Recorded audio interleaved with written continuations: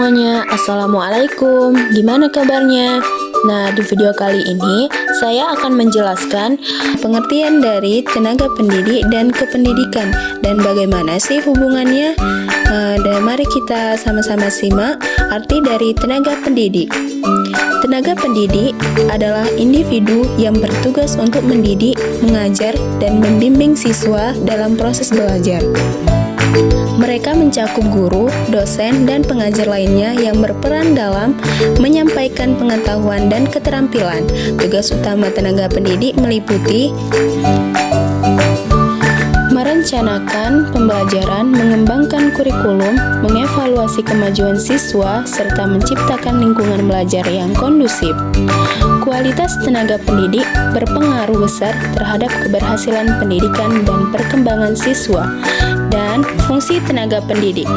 Fungsi tenaga pendidik yang pertama adalah pengajaran, yaitu menyampaikan pengetahuan dan keterampilan kepada siswa. Yang kedua, pembimbingan, yaitu membantu siswa dalam pengembangan diri baik akademis maupun sosialnya. Yang ketiga, motivator, memotivasi siswa untuk belajar dan mencapai potensi terbaik mereka. Yang keempat, penilai, yaitu menilai perkembangan dan prestasi siswa melalui berbagai metode evaluasi. Yang kelima, penyediaan lingkungan belajar dengan menciptakan suasana belajar yang kondusif dan menyenangkan. Yang keenam, pengembangan kurikulum, yaitu terlibat dalam pengembangan dan penyesuaian kurikulum sesuai kebutuhan siswa. Dan yang ketujuh, kolaborasi, bekerjasama dengan orang tua dan masyarakat untuk mendukung pendidikan siswa. Dengan menjalankan fungsi-fungsi ini, tenaga pendidik berperan penting dalam menciptakan generasi yang berkualitas. Nah, setelah kita ketahui pengertian tenaga pendidik dan serta fungsinya, mari kita ketahui maksud dari arti guru dan apa saja perannya. Peran dan tanggung jawab guru. 1. Peran guru dalam proses pendidikan. Menurut Undang-Undang Nomor 20 Tahun 2003 tentang Sistem Pendidikan Nasional, pendidik merupakan tenaga profesional yang bertugas merencanakan dan melaksanakan proses pembelajaran, menilai hasil pembelajaran, melakukan pembimbingan dan pelatihan, serta melakukan penelitian. Kemudian, peran guru sebagai pendidik. Guru adalah pendidik yang bertanggung jawab untuk menyampaikan pengetahuan, keterampilan, dan nilai-nilai kepada siswa.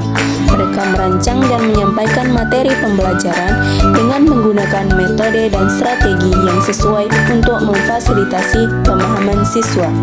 Peran ini merupakan aspek mendidik sebab tidak hanya berkenaan dengan pengetahuan, tetapi juga menyangkut pengembangan kepribadian dan pembentukan nilai-nilai siswa. Yang kemudian, peran guru sebagai pembimbing. Guru berperan sebagai pembimbing yang membantu siswa dalam mengembangkan potensi mereka. Mereka memberikan bimbingan akademik serta membantu siswa dalam mengatasi kesulitan belajar, merencanakan karir, dan mengatasi tantangan pribadi. Kemudian, tanggung jawab guru. Undang-undang di Indonesia yang berkaitan dengan tugas dan tanggung jawab guru adalah Undang-Undang Nomor 14 Tahun 2005 tentang guru dan dosen. Dari peraturan tersebut dapat dideskripsikan tugas dan tanggung jawab guru antara lain. Yang pertama adalah menyelenggarakan pembelajaran yang efektif dengan merencanakan, melaksanakan, dan mengevaluasi pembelajaran sesuai dengan kurikulum yang berlaku, mengembangkan bahan ajar yang relevan, dan memanfaatkan sumber daya pembelajaran yang ada dengan menggunakan metode, strategi, dan media pembelajaran yang sesuai. Yang kedua adalah membimbing dan mengarahkan peserta didik dengan memberikan bimbingan akademik dan karir kepada peserta didik, membantu peserta didik mengembangkan potensi diri dan mengatasi kesulitan belajar, mendorong partisipasi aktif dan keterlibatan peserta didik dalam proses pembelajaran. Yang ketiga, menilai kemajuan belajar peserta didik dengan melakukan penilaian terhadap kemajuan belajar peserta didik secara objektif dan adil, memberikan umpan balik kepada peserta didik tentang prestasi belajar mereka, mencatat dan melaporkan hasil evaluasi kepada peserta didik, orang tua atau wali, dan pihak yang berwenang. Kemudian membina hubungan dengan orang tua atau wali peserta didik dengan berkomunikasi secara rutin dengan orang tua atau wali peserta didik untuk membantu dan mendiskusikan kemajuan belajar, melibatkan orang tua dalam mengambil keputusan yang berkaitan dengan pendidikan peserta didik. Memberikan informasi kepada orang tua atau wali tentang perkembangan peserta didik, dan kemudian mengembangkan diri sebagai guru profesional, melakukan pengembangan diri melalui pelatihan, peningkatan kompetensi, dan kegiatan profesional lainnya, memperbarui pengetahuan dan keterampilan dalam bidang pendidikan, melibatkan diri dalam kegiatan organisasi guru, dan berpartisipasi dalam pengembangan kurikulum. Yang keempat, menerapkan etika dan kode etik profesi guru, yaitu menghormati hak-hak dan martabat peserta didik serta melindungi kepentingan mereka, menjaga integritas profesional dan menghindari konflik kepentingan, bertindak dengan adil, jujur, dan objektif. Setelah kita mengetahui tentang guru tadi, mari kita ketahui bagaimana peran guru dalam Islam. Dalam Islam, guru memiliki peran yang sangat penting dan dihormati. Beberapa aspek mengenai peran guru dalam Islam yaitu: yang pertama, pendidikan dan pembelajaran. Guru diharapkan menjadi pengajar yang tidak hanya mentransfer ilmu, tetapi juga menanamkan nilai-nilai moral dan spiritual sesuai dengan ajaran Islam. Yang kedua, teladan. Seorang guru harus menjadi contoh yang baik dalam perilaku dan akhlak, mencerminkan sifat-sifat mulia yang diajarkan di dalam Islam. Dan yang ketiga adalah pembimbing spiritual, yaitu selain mengajarkan pengetahuan umum, guru juga berperan dalam membimbing siswa dalam aspek spiritual, termasuk pemahaman agama dan praktik ibadah. Yang keempat, menjunjung ilmu. Dalam Islam, menuntut ilmu dianggap sebagai kewajiban. Guru berperan dalam memfasilitasi proses ini dan membantu siswa memahami pentingnya belajar. Yang kelima, kasih sayang dan empati.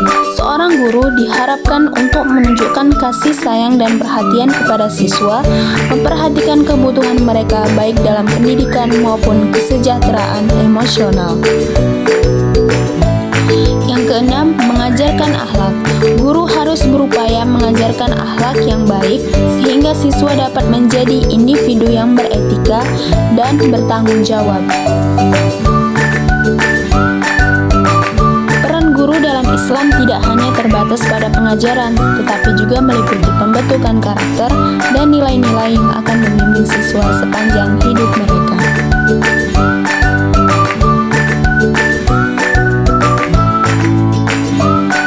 Merupakan tenaga profesional yang mempunyai tugas utama untuk mendidik, membimbing, mengajar, mengarahkan, menilai, melatih, dan menyebarkan para peserta didik untuk jalur pendidikan formal maupun pendidikan anak usia dini, pendidikan dasar hingga pendidikan menengah. Guru merupakan sosok yang bisa membentuk watak dan jiwa para peserta didik. Guru memiliki kuasa untuk membangun dan membentuk kepribadian peserta didik agar bisa menjadi seorang yang berguna bagi Nusantara, bangsa, juga dan agama. Nah, setelah kita tahu tadi tentang tenaga pendidik, yaitu seperti guru, masuklah kita pada tenaga kependidikan. Tenaga kependidikan adalah seluruh individu yang terlibat dalam penyelenggaraan pendidikan, baik secara langsung maupun tidak langsung. Hal ini mencakup yang pertama adalah guru dan dosen, yang langsung mengajar dan membimbing siswa atau mahasiswa. Yang kedua, pengawas dan pengelola pendidikan, yaitu yang mengawasi dan mengelola kegiatan pendidikan. Yang ketiga, tenaga administrasi, yang mendukung aspek administratif dan operasional institusi pendidikan. Keempat, tenaga pendidik lainnya, seperti konselor, psikolog pendidikan, dan pelatih. Tenaga kependidikan memiliki peran penting dalam menciptakan lingkungan belajar yang efektif dan mendukung perkembangan peserta didik. Tugas tenaga kependidikan meliputi berbagai aspek yang mendukung proses pembelajaran di institusi pendidikan. Ada 7 tugas utama tenaga kependidikan. Yang pertama adalah administrasi, yaitu mengelola dokumen akademik, absensi, dan laporan keuangan sekolah. Yang kedua, pelayanan siswa dengan memberikan bimbingan dan konseling kepada siswa mengenai masalah akademik dan non-akademik. Ketiga, pengembangan kurikulum dengan membantu dalam perencanaan dan pengembangan kurikulum yang sesuai dengan kebutuhan siswa. Keempat, koordinasi kegiatan mengorganisir berbagai kegiatan sekolah seperti seminar, lomba, dan acara lainnya. Kelima, pelatihan dengan mengadakan pelatihan dan pengembangan profesional bagi guru dan staf. Keenam, pemeliharaan lingkungan, menjaga kondisi fisik sekolah termasuk fasilitas dan sarana belajar. Dan terakhir, hubungan masyarakat, yaitu dengan membangun komunikasi dan kerjasama dengan orang tua dan komunitas. Tugas-tugas ini penting untuk menciptakan lingkungan belajar yang efektif dan mendukung perkembangan siswa.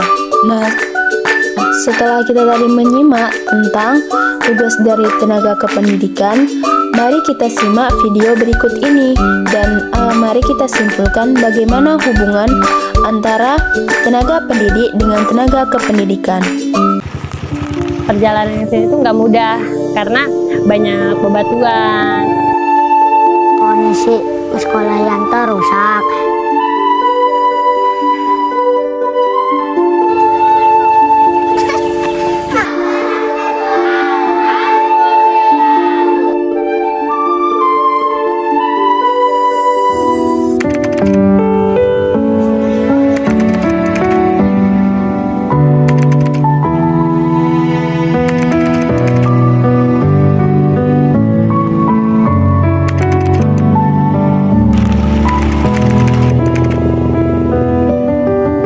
Perjalanan saya ke sini sekitar 8 km.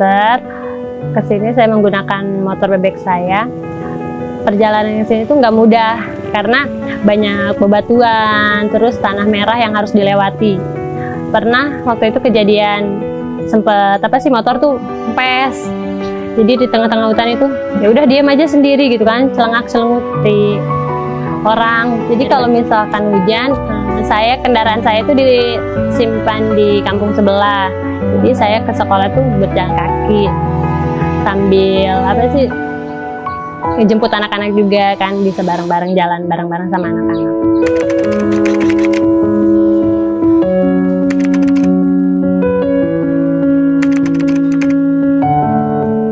Biasanya Yanto kalau pergi ke sekolah, kondisi jalannya sini becek, banyak batu, nanjak, turun, pokoknya rusak. Walaupun becek, walaupun nanjak, walaupun hujan, tapi Yanto tetap berangkat ke sekolah untuk belajar.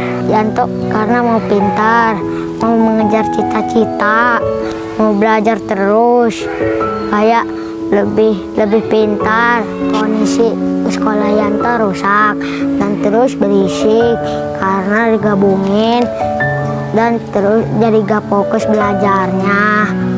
Maunya Yanto sekolahnya itu dirubuhin dan terus bagusin dan kasih buku yang lebih banyak dan mejanya cepat dibagusin dan kursi-kursinya supaya kita belajar tetap semangat.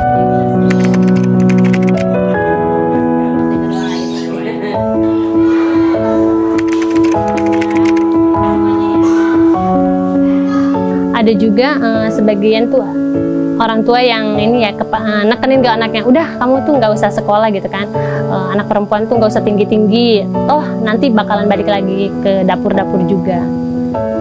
Yang kata-kata itu tuh yang membuat aku semangat gitu buat ngebuktiin ke orang tuanya bahwa perempuan juga bisa loh jadi orang sukses gitu kan, bisa juga berkarir gitu, bisa di dapur, bisa berkarir gitu kan. 3 dikali 1 berapa? 3 dikali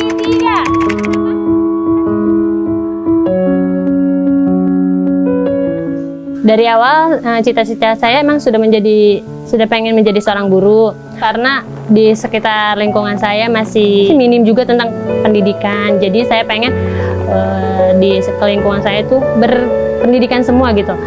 Karena berpendidikan itu kunci gitu kan, kunci kesuksesan seseorang itu harus berilmu gitu kan. Dan saya ingat salah satu ucapan guru saya, jadilah orang yang bermanfaat. Jadi saya pengen menjadi guru yang bermanfaat gitu untuk anak-anak. Meskipun ilmu saya nggak seberapa, saya ingin menjadi orang yang bermanfaat. Guru Zentri Hartanti, seorang guru relawan, selama ini rajin mengajar di daerah terpencil. Ia harus melewati jalan yang sulit, berbatu, dan terjal untuk sampai ke sekolah. Hal ini menunjukkan dedikasi dan tekadnya dalam mengabdi pada dunia pendidikan.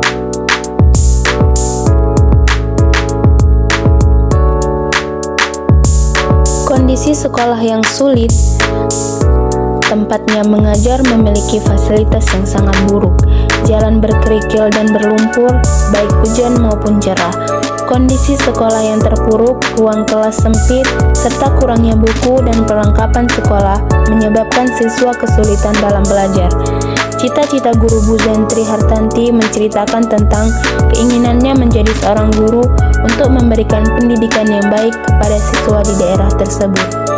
Ia merasa pendidikan itu penting, kunci sukses dalam hidup.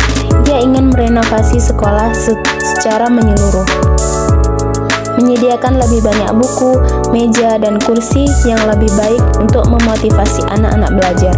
Ia juga ingin membuktikan bahwa perempuan bisa sukses dalam pekerjaan dan kehidupan. Mengatasi keberatan orang dewasa, ia menganggap perempuan hanya boleh tinggal di rumah.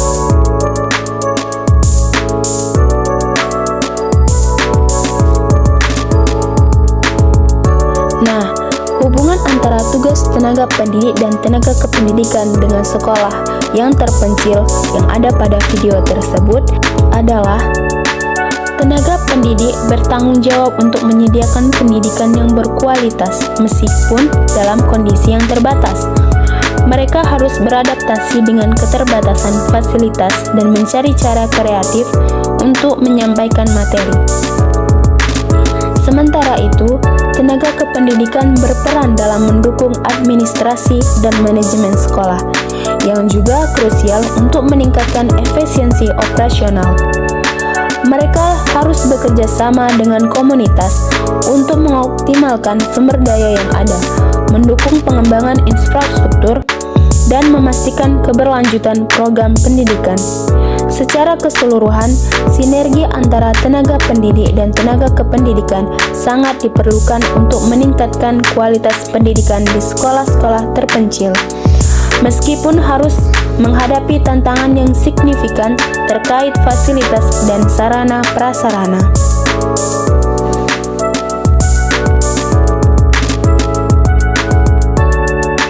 Nah, itu adalah kesimpulan dari bagaimana hubungan antara tenaga pendidik dan tenaga kependidikan dalam mensejahterakan sekolah yang berada di tempat-tempat yang terpencil. Sekian dari video ini, semoga bermanfaat. Wassalamualaikum warahmatullahi wabarakatuh.